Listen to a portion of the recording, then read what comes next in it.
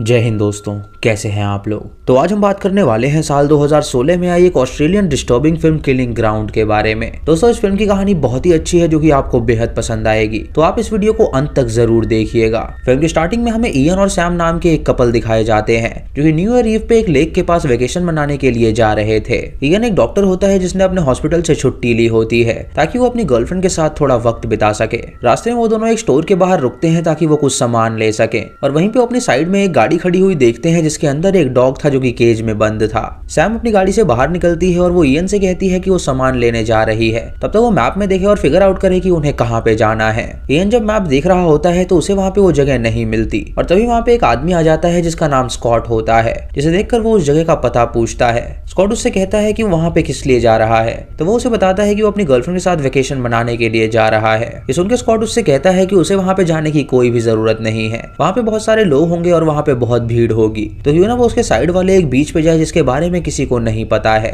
और वहाँ पे ना के बराबर लोग आते जाते हैं। वहाँ पे वो अपनी गर्लफ्रेंड के साथ वक्त भी बिता पाएगा और वो दोनों वहाँ पे एंजॉय करेंगे। ये कह के वो वहाँ से चला जाता है और इयन को उसका आइडिया बहुत ही ज्यादा पसंद आता है और जब सैम वहाँ पे आती है तो वो उसे इस आइडिया के बारे में बताता है, तो सैम भी वहाँ पे जाने के लिए तैयार हो जाती है। जब वो दोनों आगे बढ़ते हैं तो इयन नोटिस करता है कि स्कॉट उसका पीछा कर रहा है, लेकिन तभी वो राइट टर्न लेता है तो स्कॉट वहाँ से निकल जाता है, जिससे उसे पता चलता है कि वो उस वहम कर रहा था, वो उसका पीछा नहीं कर रहा था। जब वो दोनों आगे जंगल में पहुंचते हैं तो उन्हें वहाँ पे एक गाड़ी खड़ी हुई नजर आती है, जिससे उन्हें लगता है कि शायद वहाँ पे पहले से कोई पिकनिक बना रहा है। उसके बाद वो बीच पे पहुंचते हैं जहाँ पे उन्हें एक टेंट नजर आता है, जिस देख के वो समझ जाते हैं कि शायद ये उन लोगों का टेंट है जो कि यहाँ पर आए हैं, लेकिन उन्हें उस टेंट में कोई भी हलचल नजर नहीं आती, मानो कि वहाँ पे जो लोग थे वो वहाँ पे नहीं है। सैम इयन से कहती है कि उन्हें इस बारे में नहीं सोचना चाहिए, क्या पता वो बाहर गए हो हंटिंग करने के लिए। ये सुन के इयन उसकी बात मान लेता है और वहाँ पे टेंट लगाने लगता है। इधर हम स्कॉट को देखते हैं जो कि अपने घर में होता है और वो अपने डॉग के साथ अपने भाई को उठाता है जो कि उसके रूम में सो रहा था। इधर ये दोनों जब टेंट लगा लेते हैं तो काफी खुश होते हैं और फिर वो उस फैमिली की टेंट की तरफ देखते हैं और उन्हें पता चलता है कि अब भी वहाँ पे कोई नहीं आया।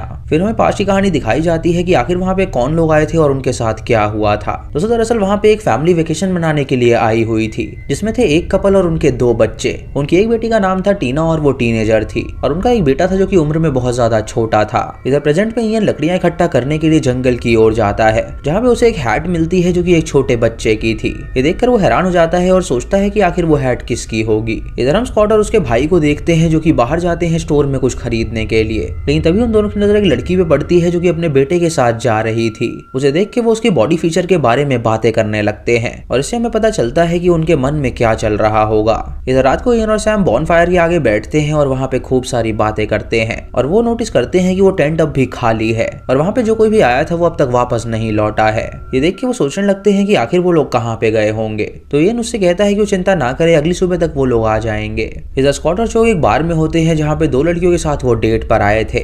कुछ देर बाद वो वॉशरूम में जाते हैं और डिस्कस करते हैं कि आखिर वो उन लड़कियों के साथ क्या करेंगे, लेकिन तभी वहाँ पे उनके पास ही में रहने वाला एक इंस्पेक्टर आ जाता है जो कि उन्हें जानता था और वो उनसे पूछता है कि आखिर आजकल वो क्या कर रहे हैं। वो दोनों से बताते हैं कि आजकल वो एक फैक्ट्री में काम कर रहे हैं और वहाँ पे उन्हें अच्छे पैसे मिल रहे हैं। उसके जाने के बाद स्कॉट चौक से उसका फोन लेता है और उसे फोड़ देता है, क्योंकि बार में उसने उसकी फोटो खींच ली थी। वो उससे कहता है कि उन्होंने जो क्राइम किए हैं उसके लिए उन्हें फोटो नहीं खींचनी चाहिए, क्योंकि अगर उनकी फोटो कहीं पे पोस्ट हो गई तो वो पकड़े जाएंगे। दोस्तों, सुन के हमें पता चलता है कि वो दोनों जर्मनी के क्रिमिनल्स हैं और वो ऑस्ट्रेलिया भाग कर आए हैं और अपनी आइडेंटिटी छुपा के वो वहाँ पे रह रहे हैं। रात के जब 12 बजते हैं तो न्यू ईयर आ जाता है, जिसकी वजह से सभी लोग वहाँ पे सेलिब्रेट करने लगते हैं। तभी चौक वहाँ पे जिस लड़की के साथ डेट पे आया था वो उसे किस कर देता है, जिससे उस लड़की को बहुत बुरा लगता है और वो उससे कहती है कि वो इसलिए यहाँ पे नहीं आई थी। ये कह के वो वहाँ से चली जाती है और चौक को इससे बहुत ज्यादा बुरा लगता है। इधर इयन और सैम भी टेंट में होते हैं और वो न्यू ईयर सेलिब्रेट कर रहे थे और इयन उसे वहाँ पे प्रपोज भी करता है, तो वो उसे हाँ कह देती है। इधर चौक को उस लड़की का रिजेक्शन बर्दाश्त नहीं होता,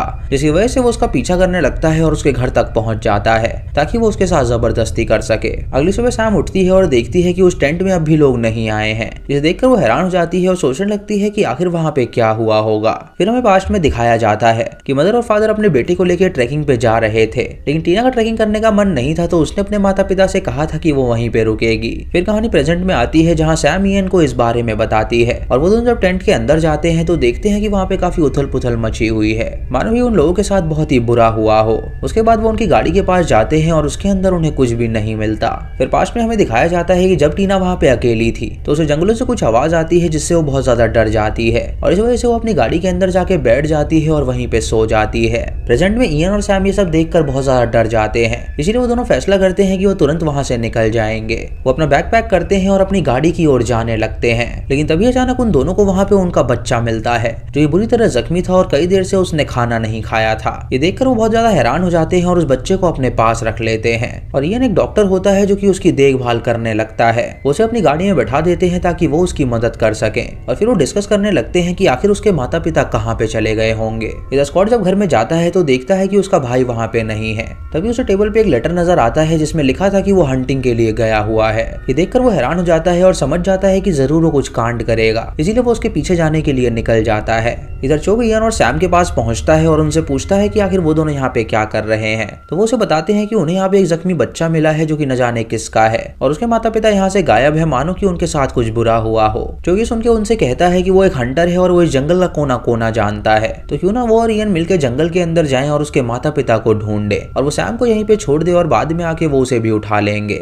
इयन सुन के उसके साथ जाने के लिए राजी हो जाता है, लेकिन सैम ये नहीं चाहती थी क्योंकि वो स्प्लिट नहीं होना चाहती थी, लेकिन फिर भी इयन उसे मना लेता है और वो दोनों वहां से जाने लगते हैं। फिर हमें पास्ट में दिखाया जाता है कि आखिर वहां पे क्या हुआ था। दोस्तों, जब टीना गाड़ी में सो रही थी तो स्कॉट और चोक वहां पर आए थे और वो दोनों अपनी गाड़ी से बाहर निकल के वहीं पे पेशाब करने लगे थे। जब चोक ने टीना को गाड़ी के अंदर देखा तो उसका मन हुआ उसका शोषण करने का और स्कॉट ने उससे कहा कि ये उसका पहला टाइम है और ये लड़की उसके लिए परफेक्ट है। स्कॉट ने चोक से कहा कि वो टेंट की ओर जा रहा है देखने के लिए वो कितने मेंबर्स हैं और तब तक वो उस लड़की को डराना शुरू करे। जब टीना ने चोक को देखा तो वो बहुत ज्यादा डर गई और चोक ने उससे कहा कि वो बाहर आ जाए, वो उसे कुछ भी नहीं करेगा।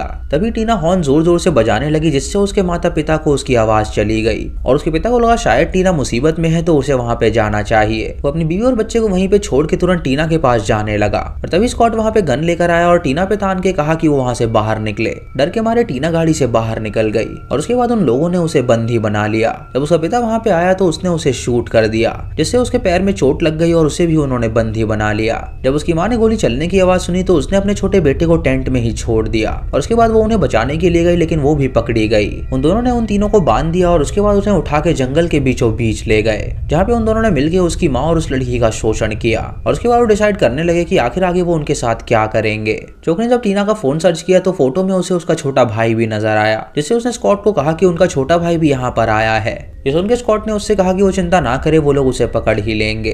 उसके बाद स्कॉट ने उससे कहा कि क्यों ना वो लोग शूटिंग करें। उसने टीना के पिता के सर के ऊपर एक कैन रखा और उसे शूट करने के लिए कहा, लेकिन जब चोक ने गोली चलाई तो उसका निशाना चूक गया और सीधा उसके सर में जाके लगा, जिससे उसके पिता की वहीं पे मौत हो गई।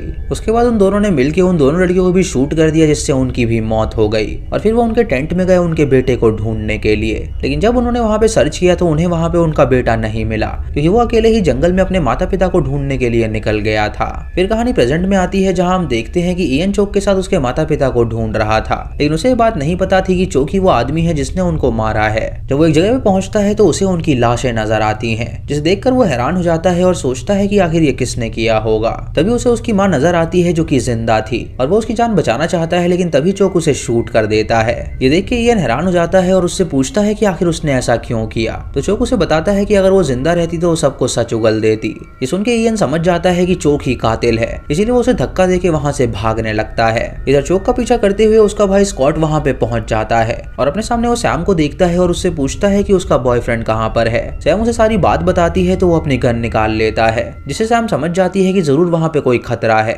सैम तुरंत गाड़ी में बैठ जाती है और गाड़ी को लॉक कर देती है, लेकिन तभी स्कॉट वहां पे आके उस पे गन तान देता है और गाड़ी के कांच तोड़ के उसे बाहर निकालना चाहता है, लेकिन तभी सैम उसे एक चाकू मार देती है जिससे उसका हाथ कट जाता है और वो उस बच्चे को लेके वहां से भागने लगती है। इधर चोक इयन का पीछा कर रहा था और स्कॉट सैम का पीछा कर रहा था। तभी चोक को कुछ हलचल नजर आती है तो वहां पे शूट कर देता है और जब वो वहां पे जाता है तो देखता है कि वो कोई और नहीं बल्कि उसका भाई स्कॉट है, जिसे गलती से उसने इयन समझ के गोली मार दी थी। ये देख के उसे बहुत सदमा लगता है और वो बहुत ज्यादा रोता है और उसके बाद वो उससे कहता है कि वो चिंता ना करे, वो उसकी मौत का बदला सबसे लेगा। तभी उसे बच्चे के रोने की आवाज आती है तो वो वहां पे पहुंच जाता है और वो सैम पे गन तान देता है और उसे अपने साथ ले आता है। वो उससे कहता है कि वो जानता है कि इयन उसे देख रहा है, लेकिन अब वो उसे बेट बनाएगा ताकि वो बाहर आ सके। वो बच्चा बहुत ज्यादा रो रहा होता है तो वो सैम से उसे छीनता है और उसकी गर्दन मोड़ देता है, जिससे कि वो बच्चा वहीं पे बेहोश हो जाता है। उसके बाद वो सैम को एक पेड़ से बांध देता है और उसका शोषण करने जाता है, लेकिन तभी इयन स्कॉट के जेब से चाबी चुराता है और उसकी गाड़ी लेके वहां से निकल जाता है,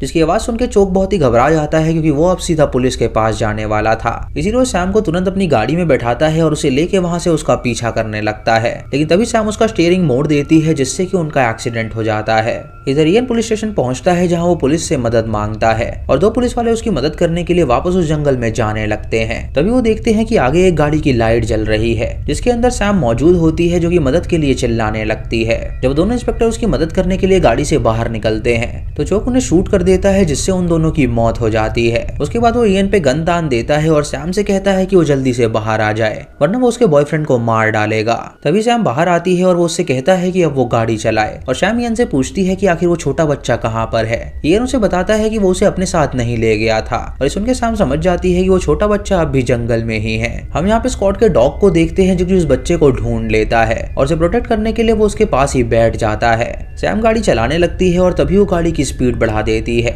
और उसके बाद वो गाड़ी पलट देती है जिससे उनका एक्सीडेंट हो जाता है। जो जब गाड़ी से बाहर निकलता है तो वो गन की तरफ जाने लगता है लेकिन तभी सैम गाड़ी से बाहर निकल के उस पे हमला कर देती है और एक बड़ा सा पत्थर उसके मुंह पे मार देती है जिससे उसकी वहीं पे मौत हो जाती है। अगली सुबह सैम की जब आंखें खुलती हैं तो वो अपने आप को हॉस्पिटल में पाती है और वहाँ पे उसका इलाज हो गया था और वो काफी हद तक ठीक हो गई थी। वो उठ के दूसरे रूम में जाती है जहाँ पे उसे इयन नजर आता है जो कि बिल्कुल सही सलामत था और इसी के साथ ये मूवी यहीं पे खत्म हो जाती है। तो दोस्तों ये थी 2016 की किलिंग ग्राउंड की कहानी। आपको इस फिल्म की कहानी कैसी लगी आप हमें कमेंट सेक्शन में जरूर बताइएगा। दोस्तों स्कॉट और चोक दो भाई थे जो कि क्रिमिनल्स थे और वो हमेशा लड़कियों का शोषण किया करते थे। उनका शोषण करने के बाद वो उन्हें मार देते थे और वो हमेशा भाग जाया करते थे जिससे कि पुलिस उन्हें नहीं पकड़ पाती थी। इयन और सैम को भी स्कॉट ने उस बीच का रास्ता बताया था क्योंकि वो जानता था कि वो बीच बहुत ही सुनसान है और वहाँ पे वो अपने काम को अंजाम दे सकते हैं, लेकिन इस बार वो नाकामयाब रहे और उन दोनों ने मिलकर उन्हें जान से मार डाला। तो दोस्तों ये थी आज की वीडियो। आपको वीडियो कैसी लगी आप हमें कमेंट सेक्शन में जरूर बताइएगा। चैनल पे नए हैं तो इसे सब्सक्राइब करें और बेल आइकॉन दबाएं नोटिफिकेशंस के लिए। और दोस्तों वीडियो को लाइक और शेयर करना बिल्कुल मत भूलिएगा। तो मैं मिलता हूँ आपको अगली वीडियो में, तब तक के लिए जय हिंद।